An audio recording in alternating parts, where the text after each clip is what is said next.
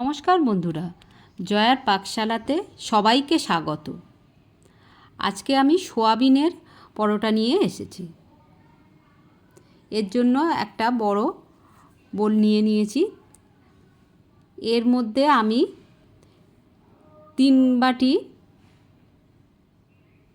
ময়দা আর 3 বাটি আটা মিশিয়ে করছি। এটা আপনারা শুধু ময়দা বা শুধু আটাতেও করতে পারেন। এর মধ্যে 1 টেবিল চামচ সাদা তেল দিয়ে দিলাম, জোয়ান দিয়ে দিলাম খানিকটা ক্রাশ করে, 1 চামচ এর আগে নুন দিয়ে দিয়েছি। খুব ভালো করে এটা মিশিয়ে নেব। অল্প অল্প জল দিয়ে এটা মেখে নেব। আবারও একটু জল দিয়ে ভালো করে একটা সফট ডো করে নিলাম। এর উপরে একটু তেল মাখিয়ে আমি এটা 15 মিনিটের জন্য রেস্টে রেখে দিলাম।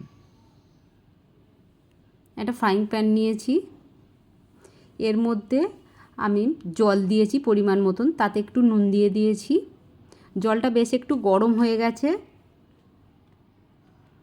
এর মধ্যে অনেকটাই সোয়াবিন দিয়ে আমি এটা সিদ্ধ করে নেব।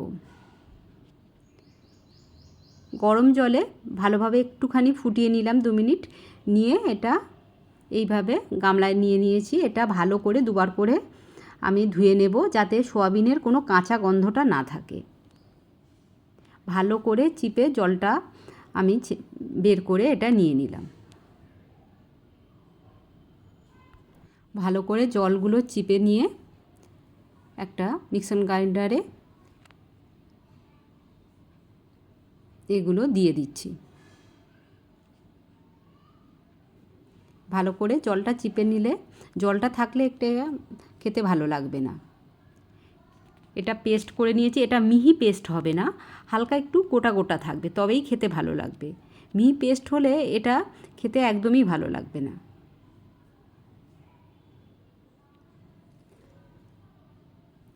ফ্রাইং প্যান নিয়ে নিয়েছি,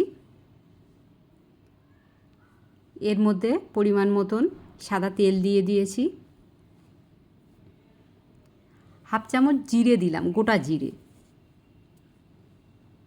জিরেটা একটু গন্ধ ভেজে নেব। আদা আর কাঁচা লঙ্কা আমি পেস্ট করে নিয়েছি, হালকা একটু গোটা আছে। পেস্টটা দিয়ে দিয়েছি। তেলটাতে একটু ভেজে নেব এটা, আদার কাঁচা গন্ধটা যাওয়া পর্যন্ত। এবারে সোয়াবিনের পেস্ট যেটা করে রেখেছি সেটা দিয়ে দিলাম।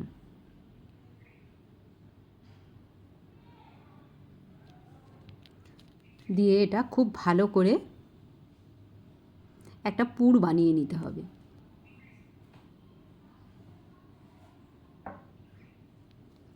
সোয়াবিনের একটু ভালো করে একটু ভেজে নিতে হবে। এর মধ্যে 1/2 চামচ হলুদ দিলাম, 1/2 চামচ জিরের গুঁড়ো দিলাম, 1/2 চামচ ধনিয়ার গুঁড়ো দিলাম,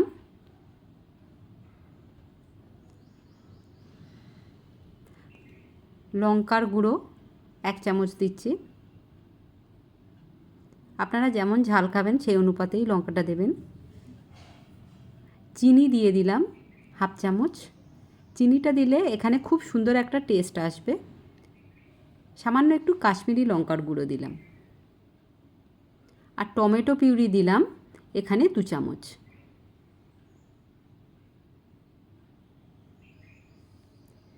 দিয়ে সব ভালো করে মিক্সড করে নিতে হবে। রেসিপিটি ভালো লাগলে লাইক, শেয়ার, কমেন্ট এবং সাবস্ক্রাইব করতে ভুলবেন না। পাশে থাকা বেল আইকনটি প্রেস করে দেবেন। আমার নেক্সট ভিডিওর নোটিফিকেশান সবার আগে আপনার কাছে পৌঁছে যাবে। নুন দিয়ে দিলাম 1 চামচ।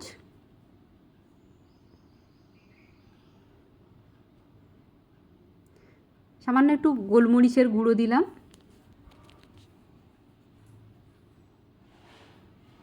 ওপর থেকে ধনিয়া পাতা দিলাম আর গরম মশলার গুঁড়ো দিয়ে দিলাম। দিয়ে খুব ভালো করে এটা করে নিতে হবে।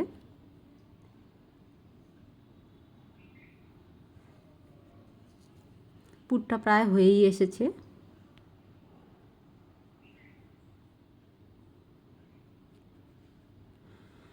এটা কিছুক্ষণের জন্য একটু ঠান্ডা হতে দেব।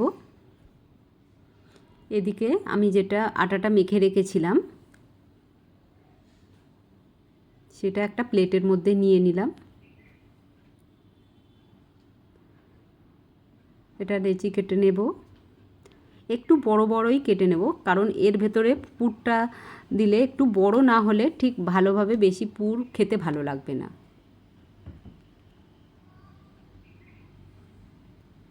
এইভাবে লেচি কেটে নিচ্ছি।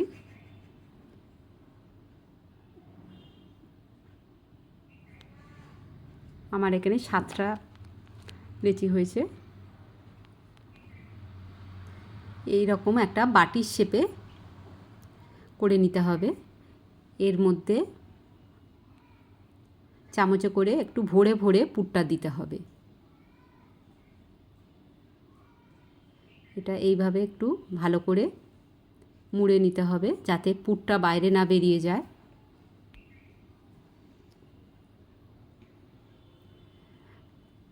রাত্রে যখন কোনো কিছু করতে ভালো লাগে না, এই রকমভাবে পরোটা সস বা আচার দিয়ে খেতে অপূর্ব লাগে। আরও একটা আমি দেখিয়ে দিচ্ছি। পুরটা এইভাবে একটু বাটির শেপে করে যদি ভালোভাবে ভর্তি ভর্তি করে পুরটা দেওয়া যায় তাহলে এটা কিন্তু বেরিয়ে যাবে না, ফেটেও যাবে না, দেখতেও ভালো লাগবে আর খেতেও ভালো লাগবে।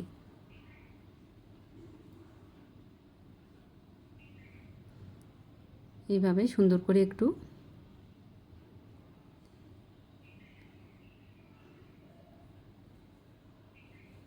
হয়ে গেছে। আরও একটা, এটা আমি বেলে নিচ্ছি। সামান্য একটু ময়দা দিয়ে আমি বেলে নিচ্ছি। এটা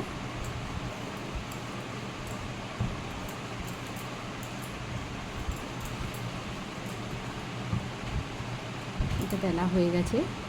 এটা একটু মোটা মোটা থাকবে।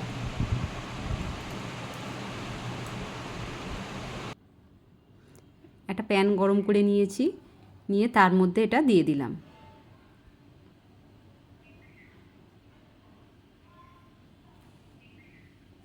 এক পিঠ হয়ে গেছে, আমি আর এক পিঠে উল্টে দিলাম।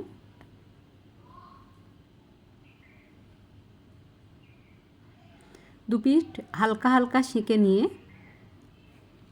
এবারে অল্প করে তেল দেব।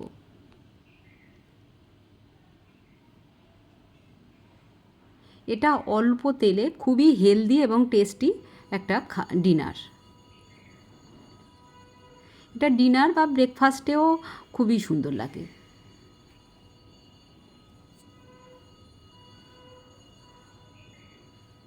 একদিকটা ভাজা হয়ে গেছে, আর একদিক উল্টে দিলাম।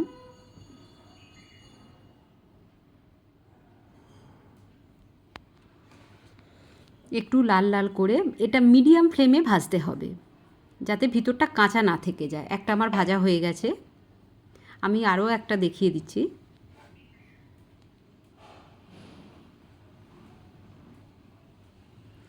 যে উল্টে দিয়ে খুব সুন্দর এটা ফুলছে।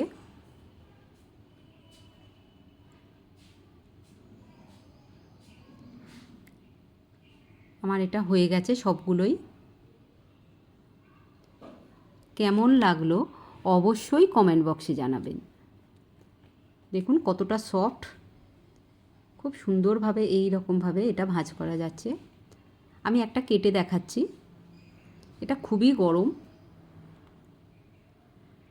ভিতরে দেখুন একদম পুর ঠাসা। সস দিয়ে এটা অপূর্ব খেতে লাগে।